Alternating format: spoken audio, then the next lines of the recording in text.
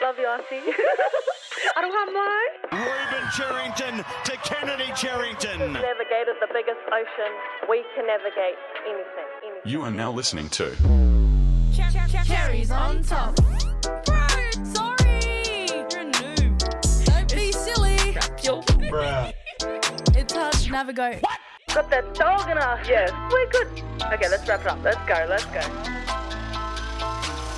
Comeback season. Hey everyone, welcome back to Cherries on Top. My name's Kennedy. And my name's Reuben. NRLW athletes, podcasters, TikTokers, sisters as well.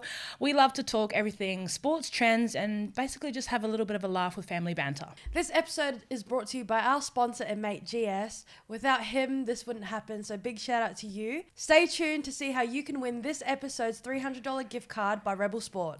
Really excited. We'll be announcing last episode's winner as well with a really good joint of conversation around the eligibility chat we had last week, which was pretty engaging in terms of like people's perspectives. But stay tuned. But in saying that, we've actually got a really special guest on today. I love this person so much. She is one of the hardest working teammates that I've ever been in a team with. Hey Rubes. Introducing NRLW 2024 fullback of the year, current New South Wales fullback, my best friend, Abbi Church. Yeah. Hi Kens. Hi Rubu. Thanks for having me. No, thanks for coming on. We've been wanting you on for a very long time now, but again, selfishly push that back because I wasn't back playing, so we're back. So, hello. Thank you for coming on. We're just going to be talking everything around mindset, prep, footy, and with what happened on the weekend with a bit of a HIA. So, that's the chat coming up. But before that, Abbi, how are you? Check in. We always do a quick check-in before we really deep dive into conversation. How are you? I'm good. Obviously, I'm a little bit under the weather, so if I cough, I'm really sorry. But no, feeling good, feeling pumped. I'm excited to be here. Had a big rest day yesterday, so feeling fresh. That's nice. Rubes, how are you? I'm good. Body's probably a bit sore after the game on the weekend, but other than that, just ready to rip into this week at training and looking forward to our next game. Yeah. What about you? How are you? I'm good. Had some really awesome news before we came into the studio, but we'll keep that for another day. Been up and down. Obviously, first game back a few weeks ago, and it didn't quite go the way I expected. But hey, we got the win against the Dragons. Really, really happy. But in saying that, guys, I would love to acknowledge the Cows game. How are we feeling? I know it was a pretty tough one to watch from up in the coach's box. Actually, first time up in the coach's box. Very different perspective. Now, I get why the coaches are like, they're really harsh on us because they can see everything. But yeah, I just wanted to throw it out there. Just kind of, how's the headspace after that? Oh, I'm really disappointed.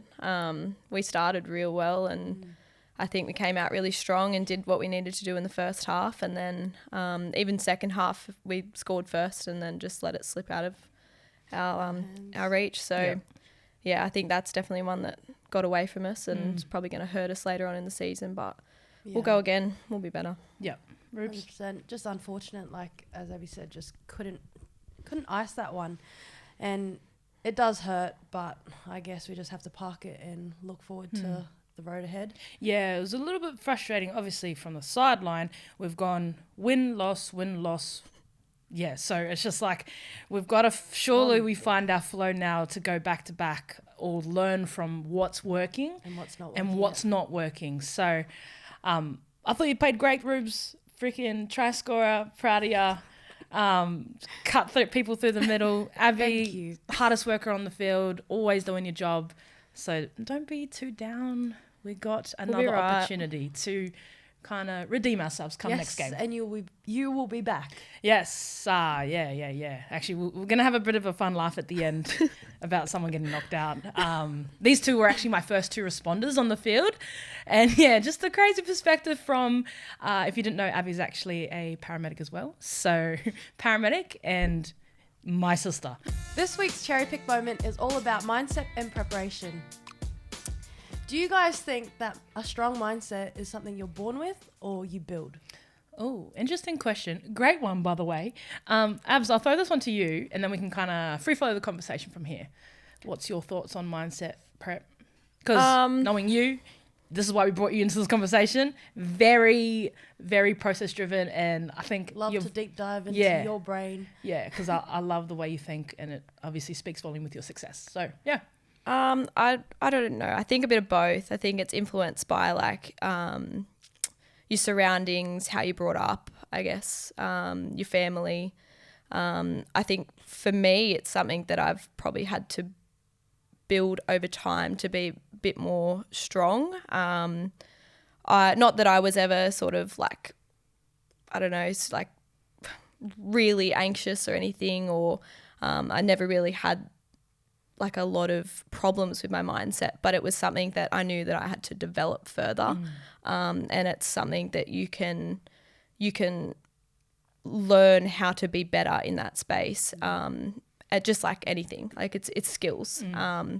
So I think, to answer the question, it's a bit of both. It's not one or the other. I think it's, both kind of play into each other, and you can make it better, or you can, you could be born with a, I guess your surroundings and your circumstances can influence how you see the world. Yeah, definitely. I think growing up, for me and Rubes, it was something that we learnt over time.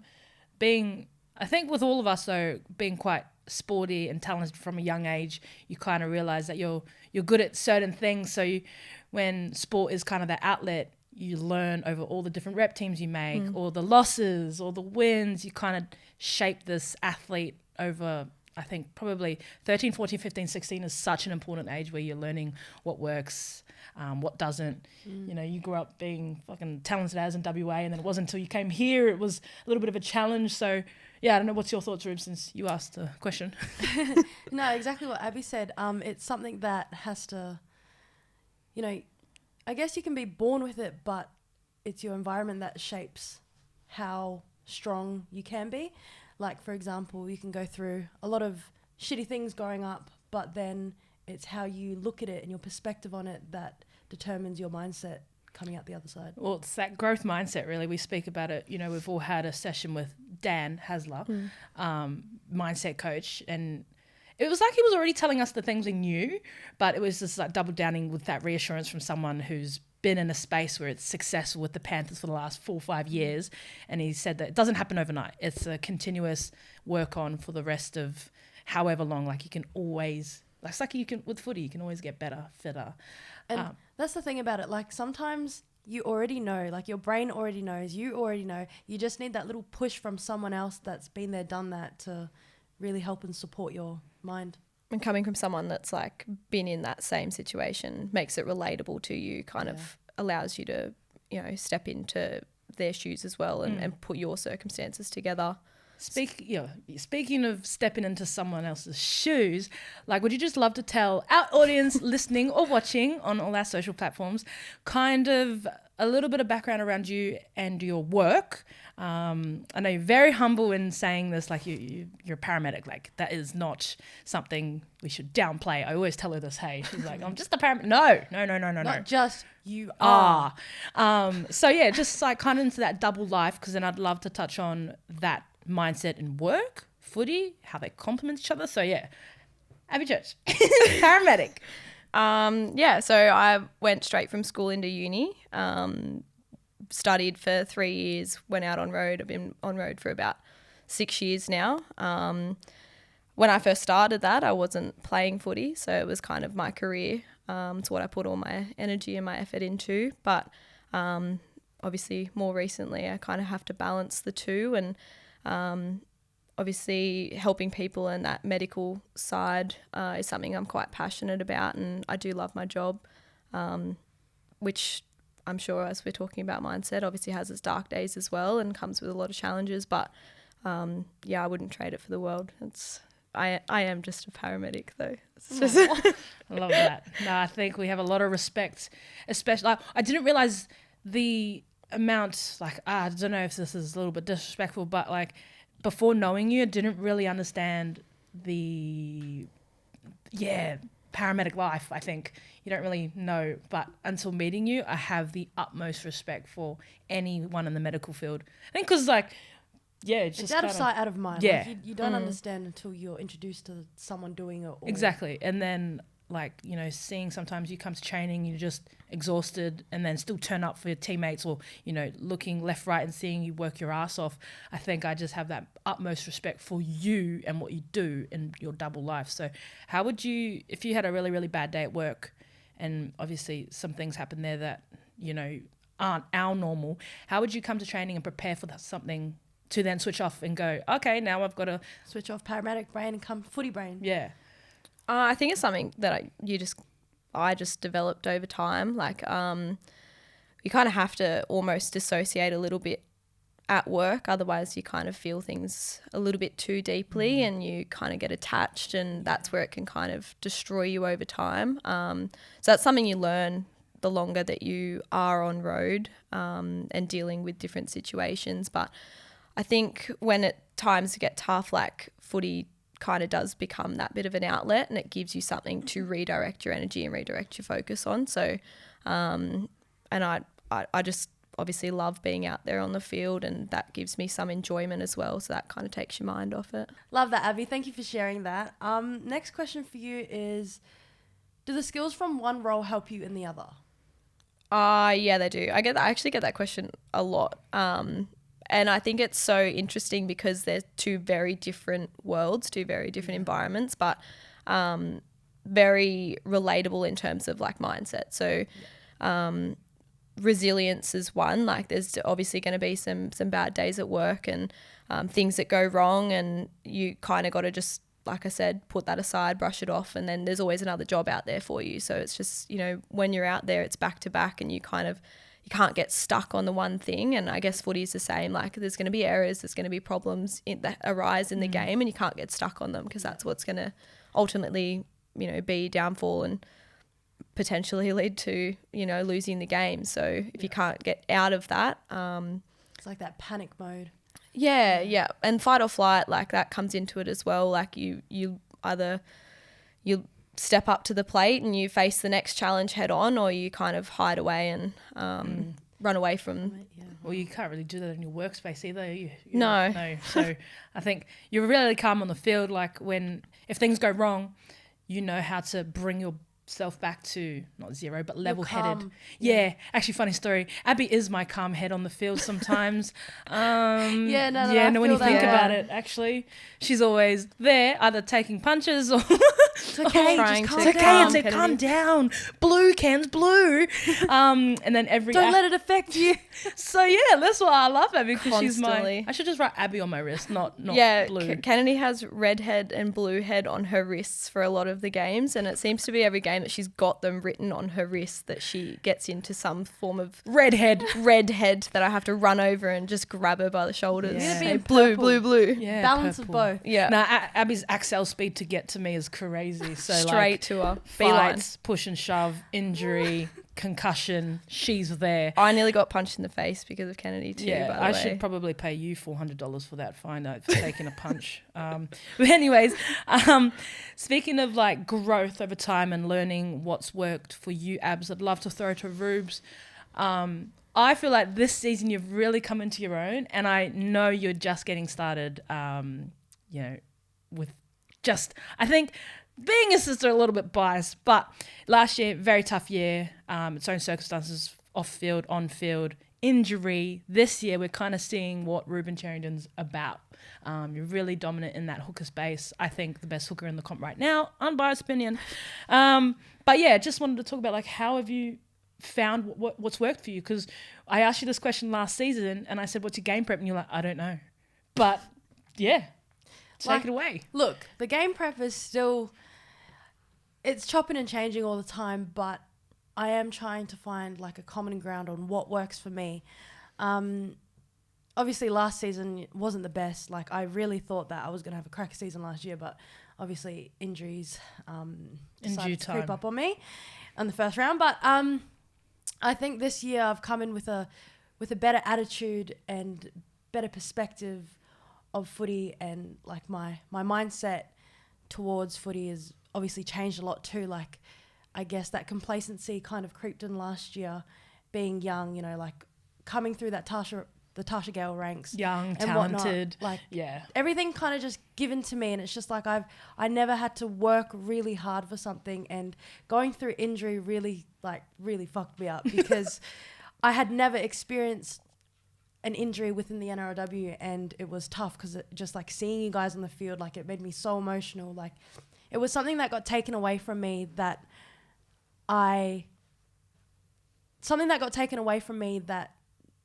was out of your control. was out of my control. Like, it's not like I had to say, like, I could just walk away from it. It fully got taken, and that was disheartening towards myself. And I made a promise to myself, like, I'm going to start crying. I need to relax. But like, I just wanted to come back and be better because it just felt like I just had so much unfinished business to come in, just fuck finish. shit up. Fuck shit up. And like, even when we were running in preseason, like, oh, you guys weren't in our preseason there, because sorry. you guys were too busy being superstars in Blues camp. Sorry, but Ruby. so you guys were like, obviously that push for me as well. I just wanted to be better for you guys when you came back, knowing that our team was in a good space. And also, every time I was running and I was hurting, I was just reminding myself, like, this got taken away from you last year. Keep pushing. Like, I had something to play for. That's what it is. I think I just had a lot to play for, like, for myself. And it's obviously correlated onto the field because you get to kind of prove yourself, like, yeah, I've done all the hard work. Exactly. Here's the result. Here's the results of it. And Yeah. I guess I just want to keep setting that bar even higher and higher. And like, now that I feel every time I see one of our teammates get injured, I get so sad for them because it's just like, been there, done that. I can feel your pain, and it's it's lonely. I think it's a bit more than that too, Ruru, because we, like, obviously us not being there in pre-season, it's a bit more than physical. Like, we challenged you to step up and be a leader with amongst our team, and I think you did that, and you're showing that out on the field too. Like, you're leading the middles around the pack, like you're doing your job out there, and it's more than just a physical comeback for you and unfinished business. It was like you've really stepped into a new role, and you're kind of becoming a senior player now at Para. So welcome to the club. Yeah, she still thinks she's a rookie, which is crazy. This is what, your third year? You ain't a rookie, bro. No. Yeah, it's crazy. I'm becoming a veteran at this stage. You're basically you just 30. wait. You'll be in the longer ice bath crew Yeah. soon. Don't you worry. Yeah, we have like a 25 and over. It's like 1 minute longer for ice baths, so it's a bit discriminatory if you ask me. Agreed. But injury, yeah, that's what I'm sitting in at the moment with, you know, back-to-back seasons injured, but this time it's the start of the season. Last year was the end of the season. So first game back was so fucking excited. I know you two were both excited for me. You were hissing to get your feet on the field. Honestly, and just run amok. I was very excited. The whole prep for that week, past my rehab, cracker prep for that Dragons game. Hey, opposed session, nailed it, got through all the ticks of the box throughout the week because I didn't want to look too far ahead. Game comes, get on the field, thought I had a good start. And then we just got into that grind day. Like, the field conditions weren't the greatest. Like, Abs, you said, you know, you ran 7Ks in the game and it was like a cow's patch. Yeah, that's wild. I think I ran the most kilometres that I've ever run in a game. And on a it field was like literally that. just a mud pit. Yeah. Like, we were definitely It was slower. heavy. We look like It just was heavy. pigs rolling in the mud out there. Literally. And then obviously we're in that grind. They're up by 4 points, I think. And then, yeah, something just happened and misjudged the tackle and get knocked the fuck out. So I'm sitting in that space at the moment, 11-day stand down, looking towards the next game, few more games on the road. We've got 5 rounds left. And it's just like, just giving me PTSD of where I was sitting 9 weeks ago, injured from Origin. Then last year, injured from that Dragons game last year. So it's just like, we're here again. And it's like, Oh, wow. I just realised it was Dragons. at the same field. I got injured in Origin, But Newcastle. then last year, Dragons was against Dragons. Yeah, and then Newcastle field. I hate that field. Superstitions. Hey, I actually think that's my superstition, guys. Don't play me at Newcastle. Yeah, maybe that's just, I just had an epiphany. Actually, yeah, okay, we'll get off this topic because I don't want to talk about it. We'll start crying. But superstitions, guys. Superstitions. Now, you mentioned to me something early, Abs, and you mentioned something to me early as well. Headgear. Where has it gone? Oh, yes, the headgear. I had to take it off because it was weighing me down. What, physically or just? I think physically and mentally. I just got sick of it in our first round game. I wore it and then... Yeah, it gets thrown off the sideline. I was like, Matt, take this. I can't wear it. Like, I couldn't hear. It's like I just had tunnel vision and I couldn't... Peripheral. Blinkers were couldn't on. see anything, couldn't hear anything. You know, Abby's telling me to rip back, go left or right, and I'm, you know... Lost your spidey senses. Yeah, Lost your- literally. And it's so funny because it's like I've taken it off now and someone said I've unlocked my running game and I pissed myself laughing when I heard that. I was like, you know what? Yeah, you're right. But I think it held a lot of sentimental value to me, my purple headgear. Like Everyone knew you as the purple headgear. Yeah. Like in the NRLW. Purple headgear, Ruben. And that's what I mean. Like, I guess I've kind of taken... You know how obviously versions of you, it's like, okay, that's the purple headgear version. Well, this is a new version of You've me. unlocked a character. Yeah, exactly. That's I've unlocked crazy. a character, so that's how I kind of feel with taking it off. That's and Abs, the sports bra, I heard Origin obviously won the series, first 2 games. You told me out in the cafe earlier, once it ends, that superstition's gone. Like, talk to me about that. I don't know. I'm actually not that superstitious, but in like, especially this year, and I've done it in several other years in games, but it's like I just don't like to change things. So if something's working, I won't change it. So, Standard though, that's not so Oh, like that sounds like what Georgie says to us. exactly. But I don't know. As soon as it's gone.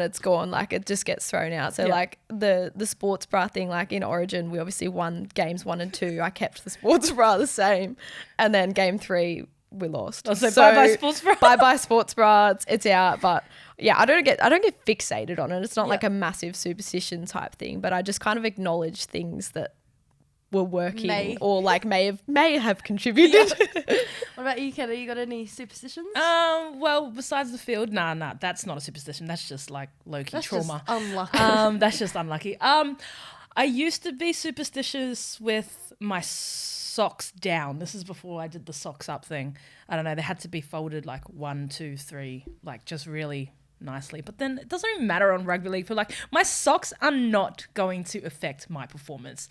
I think you got to get out of that mindset and think like the ability, you've done the hard work beforehand. Trust yourself and the prep that you've done, and then the results will speak for itself. If you aren't having the best game, then something is working. It's not going to be superstitious. Like that's how I think. I think just for me personally, journaling is just not a superstition, but it's more routine. Hey, I think the two have a very, like it's a borderline where it's like routine time management what works, like you said, Abs, but then superstitious, it's like, you know, we're not bloody, what's his name? That tennis player that's ridiculously has to go over the line, left foot. He's got a whole routine. Yeah, he's got a whole routine. I think that's way too consuming. Yeah, it has so much energy. That can be mentally draining. Yeah. But I don't know, they're best of the best for a reason, so it must work for them. Maybe if it works, it works. Works for them. But I have a question for you both. If you could bottle your mindset and sell it, what would you call it? Now, I did give this to them pre-podcast. Now, hit me, guys. What do you got? So it's the bottle, and you got to sell it to someone. What are you calling it? I've got something. You want to hear it? Go on. It's called Kenergy. Energy. Kenergy, like a sports drink. Doesn't one of our cousins call you that? Yeah, so I should trademark this, eh? So Kate Miles actually said I should sell like a sports drink or like pre-workout, but it's empty. It's just like Kenergy. Means I don't need anything to get me going. Anyways. She's just running off pure ADHD. Yeah, unmedicated, pure ADHD. But Kenergy, it's going to be like a red bottle with white writing with blue outline. Yeah, that's me. And then it's just like full of chaos and energy and to-do lists and yeah. To be fair, you are very organised, Chaos. Yeah, organised. Like she's not chaos. Like you've got spreadsheets and you've got calendars and you're very like schedule orientated. You're not chaos. You're just like energy, like Yeah. bubbly. Well, that's why I think we get along, because I love that you love spreadsheets and all Yeah. that It's like stuff. that perfectionist like mindset. It's just perfectionist. Yeah. Yeah. I wouldn't say it's chaos. Yeah. I think in the past I've learnt not to just crumble if one thing goes wrong. Yeah. It's just like, okay, sweet, next job. Where like mindset, if everything didn't go my way, it would ruin me. So you just got to learn balance, hey? Like perfectionism, yes, but you can't always want to be perfect. Perfect is unrealistic. So yeah, progression, I guess. Have you got anything for me for your bottle of mindset? I have nothing. That's all right. If I had my mindset and I had to sell it, but I had to name it. So name it, or what would it kind of be about? Oh, See, how I see yours is like little stairs. Maybe that's just you ADHD. just changed the whole thing. You said what's it gonna be called? No, But it's no, Yeah, why that's don't, how I why don't see you it. give us a name Okay, for our oh mindset? right, no, then? that's There a you good go. thing. Better Oh, take see, it. I thought about it. See, I read the brief, guys. So with Ruben, I see if you were to open like a can of drink and it would come out like, it'd be like little stairs, little brains. It'd be pink, and it would be like pink and red because Ruben, you are very angry.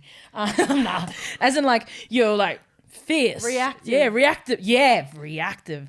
And then Abby, yours is like a cool blue, like it's like a lemonade, like a cool, Little bit of calm, nonchalant. cool, calm, but like Serious as well. Serious, but like she's got a hint of green in there. I don't know why I'm seeing colors. Maybe something's wrong with Maybe me, but she's got green and blue on. oh, well, I wasn't even looking at that. But like Abby would be like very, process driven, goal driven.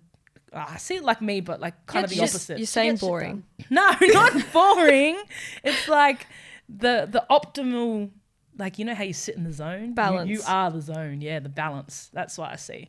That's just a little bit. Yeah, I love that. I'll take that. Here's another interesting question that I wanted to ask you both, but I'll kick it off to Abby first. What's a mental block you still battle with? Interesting. I think fear.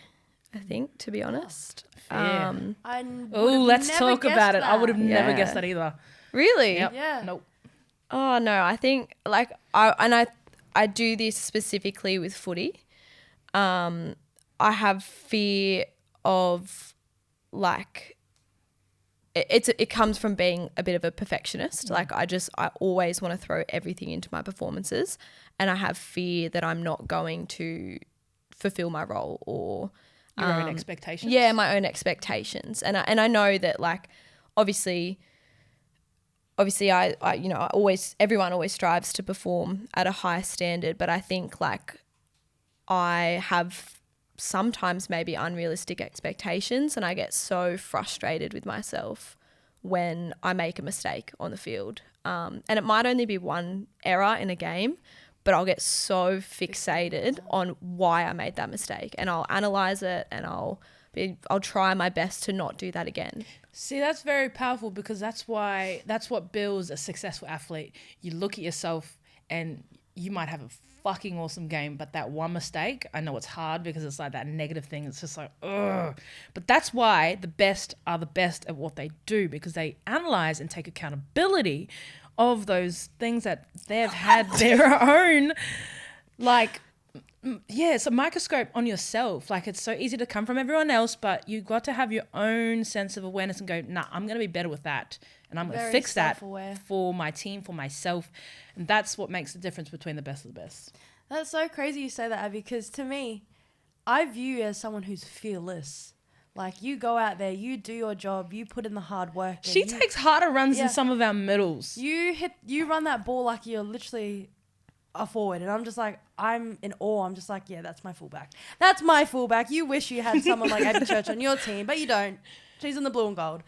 But just, yeah, wow, It's a very like intrinsic thing. Like and like you said, Ken's like you might play like the best game you've ever played in your life, but if you make if I make one error, I'm so fixated on that one thing, and it kind of clouds sometimes the Your overall performance, performance. I think Georgie said something that kind of really inspired me, and he said errors are a part of the game. So it's like, Embrace them. Yeah, embrace them, because conditions or just things just happened, and he says it's how you react to those errors, which is kind of like respond. it's how I combat it, I Yeah. guess. Like I go into every game with a fear of making a mistake or a fear of, something not working or whatever it might be, but then I make sure that I combat that with how I respond. Yeah. So yeah, That's right there. You've got the two things that work Working and together for you. I think mine's a little bit different. See, I feel like I'm fearless when I step on the field, so I just have this alter ego that I step into. Mine is more so as soon as the game finishes, my mind goes to social media and every other person's perspective. Now, I've gotten a lot better with this probably over the last 18 months, but if I play a bad game or if I make a mistake, I instantly go, people are going to fucking troll me. People are going to upload highlight reels. With the HIA, bang, I was getting trolled on the internet. Comes from like a place of humiliation. Humiliation, like people, I never want to give other people's validation of why I'm shit, why I'm cringe, why I have fucked up, and then they have like something over me. That's something I've got to work within, but that's my battle when I'm just like, oh, fuck, I'm tired. Like now everyone's going to look at me and go, rah, rah, rah. So I try and put my best performance out there to give them nothing. Yeah. It's a little bit maybe I need to go therapy. Roops, what about you? Mental block? Mine's my confidence, coming through, junior footy and whatnot. Like as you said, Kennedy, best of the best, yada yada yada. But then a few roadblocks was my breaking my arm, and that really hurt me. In my confidence, I just didn't back myself as much, and I guess, the past couple of years of my footy have kind of been mid, and it. Even to this day, it affects me a lot, is my confidence, like not backing myself. Like even when we step out onto the field now, like there's still those thoughts that, oh, you're not good enough, oh, you're not fast enough, you're not achieving what you used to achieve. And just having to realize that that's not the version of me anymore. Like I have to step away from that and grow from it, else I'm just haunted by the past of me. And I guess I just need to back myself more, because when I do, good things happen. You know what I've noticed with you, Rubes? When I'm on the field, you're a completely different person. When I'm not playing with you, that's when I feel like you've kind of struggled with that. We spoke about this last night. Yeah, we actually did. We spoke about it. So Rubes can't. I think I'm her comfort for her. It's like I can't be myself without like me being there. But it's a comfort thing. That's something that I've got to overcome, because like. When I'm on the field, and say for example, you've been in rehab, into the training with the team. It's like I couldn't be me. I couldn't say what I wanted to say because you weren't next to me. But that's what I'm saying. Everything happens for a reason. Maybe me getting injured is for you. To step do it out on of your my own, comfort zone, sis. and grow. Do it on your own. But that comes down to just having like good teammates around you where you can feel like you can speak up. But that's what I told Abs before. Like, I'm not on the spine. But, she thinks she is. Yeah, I think I am. 13, you should be in the spine. At the moment, I'm 16, but that's all right. You guys have that authority and have given that position where you guys are sailing our ship. So take that, embrace that, be the leaders, because it's not an easy position to play. So you as a 9, you've got to freaking own that. You as a fullback, you got to own that. Like, man, I love my teammates, but like, y'all was the one leading us, like co-captain, bloody 9, you sail the ship before we even get the ball. Like, yeah, that's when you've got to come into your own. But I feel like she's kind of doing that. And then Abs, just off the back of the Blues foundation, we've just seen you go to another level. Like coming back to training, you're just so much more like bang, bang. It's been really cool. So I guess, how has the Origin Foundation helped you grow coming into the season? I think like being in that environment, I think gives you a lot of confidence. I think maybe stepping into that camp, I probably I wasn't the person I was when I came out. So being there, like I probably the first camp that we had, I probably didn't believe that I deserved to be there. Yeah, and I was so scared. Yeah, I just in my head, there's just always someone better. And that's I guess that inspires me to be better, which is how I like to look at it. But yeah, it really took me a while in that environment to feel a bit more comfortable, and like testament to the girls and like there was nothing that they did. They made me feel comfortable and did the best that they could. But yeah, it was my own sort of Imposter syndrome. imposter syndrome. Yeah. Yeah. So, but then coming out of that, I think, No more imposter.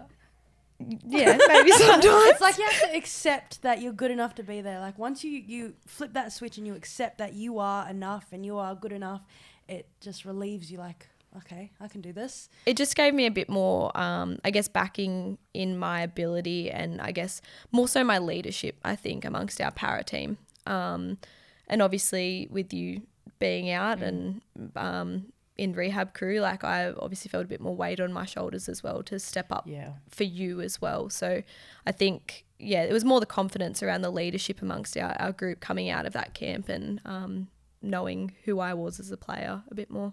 I love this This chat. thing about, you know, a player being out and just wanting to fulfill and step up to the challenge. Like it just goes to show the core group we have at our team. And that's why, like, I can't wait to be back because, like, I've really got Cass and Rory on my mind lately. Just, you know, we've been there, Roofs, out for the season, still a long way to go in the season and you're ruled out. And it's just like you want to play for your teammate. You have that more drive to fulfill them, make them proud. And Exactly. I think for me, seeing those injured peeps, like just bringing them in, often like sometimes in the past you get injured and you're quite isolated. Just leaning on each other in these hard times. It's taken away from you, out of your control. Well, it's never really in your control. You can never really, unless you've chosen to have a baby or something, like that's in your control, I guess, in the athlete space. But injury is just a very scary thing. But I believe in divine timing, and everything happens for a reason. Audience corner. So we've got a pretty funny, well, my Perspective. side is funny on this topic that we're about to talk about, and it's about Kennedy's concussion. It's not funny, guys. It's not funny, but just the lead up and You're laughing. You know, the walkthrough of what happened, and we've all got our own perspective on what happened. So I got knocked the fuck out. I don't really remember much post game. I remember everything right up until the tackle. Looked at the ball. Rachel kicked it. Perfect kick, was going to land on the player right in front of me. But you decided to kick her face instead. I just decided to, okay, right foot slips. I dive head on, square, bang, out like a light. These two are actually my first two responders, and I just wanted to hear from you what happens, because retell the story for me, because obviously I don't remember much. Abby, we'll take it away for you. Oh, obviously I'm in the backfield, so And a paramedic. I didn't chase hard on the kick, but obviously someone else made the tackle and Kennedy's just lying on the ground. Ruben rushes over, like stands over her, and obviously Kennedy doesn't lie down. Kennedy will get up. Yeah. So I immediately knew something was wrong. Rush over there. She's out cold. And then apparently I went into autopilot and went into paramedic mode. So much for not crossing the two, and I just I tried so hard to get your mouth guard out. So Good mouth guard. Great mouth guard. Shout out to mobile mouth guards, man. Couldn't get that out, and then you rolled over, and I did what I do at work and Recovery supported your head. And I said, "Where are you?" And you said, "Footy." And you just a lot of groaning going on. So that's that one. And then I'd love to hear my sisters so, empathetic for me. No, I was. I literally got to see firsthand because I was chasing after two. You know, the kick put. Where were you in the tackle? You were in front of me. Where were your in front of the comms? kick chase line. You were meant to build a wall. I seen her and I wanted to smoke This her. is called the hero shot over here, but it didn't work. So the ball's being kicked. Kennedy's rushed up, right? I'm trying to get there too. And then I've got a back view. I can see Kennedy and I can see the player in front. And then I don't see the collision. I just see Kennedy fall so awkwardly. You literally looked like the letter S. That's how weird your fall was. Your head smacked, your hip went one way and then your head just collapsed. Yeah, you were floppy. And you flopped. And I looked, I was like, what the heck? And I was like, no way. What? And I ran up and I looked and I stood over you. I was like, what? I was like, Get up. You were moving, so I was like, oh, you're alive, you're fine. And then you're like, oh, and I was trying not to laugh. I was like, I didn't know what was happening. I I didn't want to accept that you got hit in the head. I was like, get the fuck up and come on. And then I was looking at you, like real concerned. And then you were like, you look at the preview. She's actually laughing. Like she's no, smirking. I'm not laughing because I thought you were faking. I was like, get up. And then I looked at you and you're like, I'm gonna knock the fuck out. And I was like, what? So that's why I thought you were faking, because you started saying weird like things, and then you started groaning when Abby asked you where you were, and you're like, 40. And then I was like, and then I actually got sad because Abby was like, no, she's okay. I was like, and then I was actually getting sad. I was like, no, you've got to go off. And then I was sad because it was your first game back. But then like depressing. Well, my perspective, rewatched the clip, don't remember anything, but doctors were actually really concerned for my neck, Ruben. Matt had thought the worst, thought I'd broken my neck or a facial injury. Well, they come from a, background of medical thing, and I come from footy background. My sister. But thank you guys. I really appreciate you both. Don't remember much, but my paramedic friend on the right and my Bot sister who thought it was funny to get knocked the fuck out. No, it wasn't funny. I was sad. In Ruben's defense, once Matt had taken over from me, she was sad. very concerned. I had to like console Ruben after that and say she'll be okay. Yeah. So she was sad, but just maybe not initially. We're groaning, and I was like, I can't believe I said that. I got knocked the fuck out. yeah. Yeah, good work. But 11-day stand down, guys. Cat 1, head concussions, very, very serious. I've had a respect for my brain post-injury, headaches, all those symptoms. No symptoms, which is great. Can play this next game against one of the teams. And then, yep, I'm just happy to be back. Next time I'll make the tackle fucking properly, eh? Yeah, don't Sounds kiss good. her head with your head. Okay, winner of episode 6, we asked you guys to tune in and join our conversation around the international eligibility in the women's game, specifically the NRLW, but obviously off the back of the NRL, there's a lot of conversation. So our winner for the $300 gift card for the Rebel Sports is Taryn Ramage. Now, she had a really interesting and well thought out process of how she thought the international game should go ahead. And I kind of wanted to reach out to you, Abs, and just see what your opinion was on, I guess, the international eligibility. There's a lot of chat, but you're in a different position to me and Rubes, only eligible for one tier given Australia. So I just wanted to know what your thought process around the whole rules would be. Yeah, I don't know whether this is going to be a little bit controversial, but I think I totally agree with you guys. I think that there needs to be some development in the women's space in the international level, and if removing the tiers and I guess making people available to more nations is the way to do it, then maybe we need to look at that. But I think there still needs to be, like, I don't think it can be just a free-for-all. I think there needs to be some restrictions because looking at, like, you guys spoke last week about the emotional connection to representing your country, and I think not in all cases, but I think in some cases when people are eligible for multiple different nations, they might lose that emotional connection and what it means to represent your country, because just it's hopping. And just kind of hopping from country to country just to play more footy, which is great. Again, like playing, that's what we want to do. We want to play more, but I just think there needs to be a way to do it to stop that from happening and for it to still have some like real significance behind representing your country. I never thought of it like that. I was all for the hopping, but when you put it like that with the emotional attachment, we lose that meaning behind what the jersey is about and aspiring and having it at the pinnacle.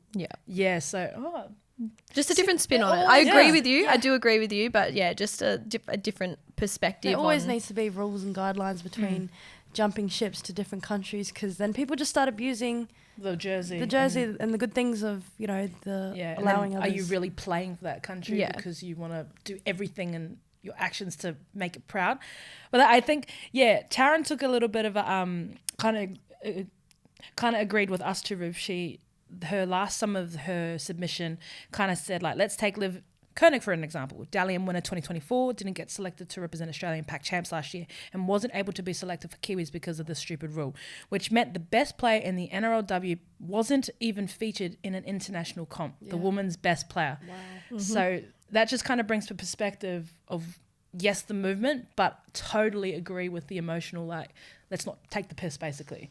Maybe And it's just- the 3 or 4 year rule thing. Like maybe it's the length of time that you have to pledge your allegiance to one nation or another. Like maybe that's where it needs to change, or I don't know, because that's a fantastic example of Exactly. literally the best player in the Are you saying that NRW. maybe that the cool down time of it should be less, or just 2 take it years? Well, yeah. 'cause of the Potentially, back-to-back World Cup.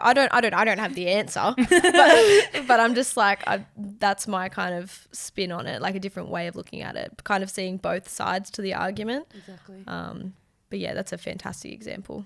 I guess at the end of the day, we want the best of the best playing the international game to grow our game.